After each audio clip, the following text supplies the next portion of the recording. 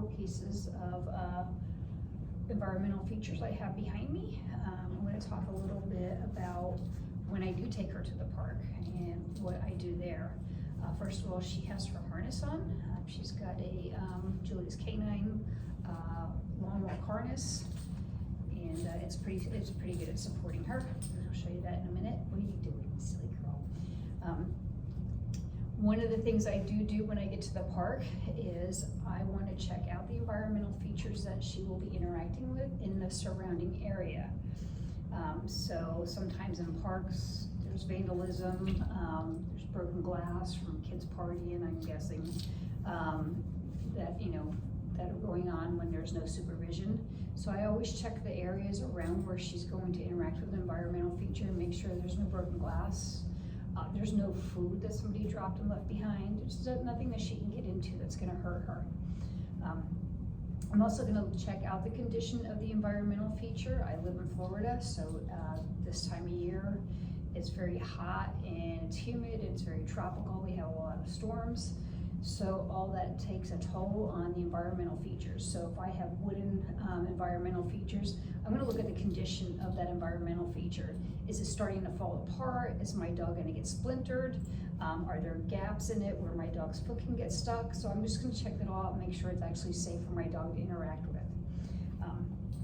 I'm also going to check the tree areas. So she likes to climb trees. She likes to rebound off the trees.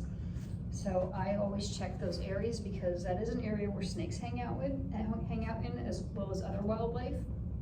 One of the parks that I take her to often, I've seen water moccasins, I've seen rattlesnakes. So I want to make sure, like if she's going to do a through 2 trees, I'm going to make sure I check the other side to make sure there's nothing there, whether it's glass or something she get into, but also any wildlife. Especially with the trees too, some of the snakes live in the trees. So I'm just going to check the whole area to make sure it's safe for my dog to interact there. If it's not, then I'm just going to move on to something else. So right now we'll go about showing you supporting her. I'll start over here with the boosted ball. So I have her in her harness, so I'm just going to give her support for 4 feet on getting on here. Okay, support. Stay. And I'm just supporting her here. Okay. This is a little taller than her elbow, so I'm also going to support her getting off. Good job, Lil. Okay. Okay, I have a plyo box here. Again, I'm going to support her 4. Okay, and then I'm going to support her getting off again. Off. Good job. Okay. So this is actually lower than her elbows, but I brought it out here because it's slippery. Okay. So I may not need to support her because it's smaller than her elbows, but I also don't want her to slip on it, so I am going to support her.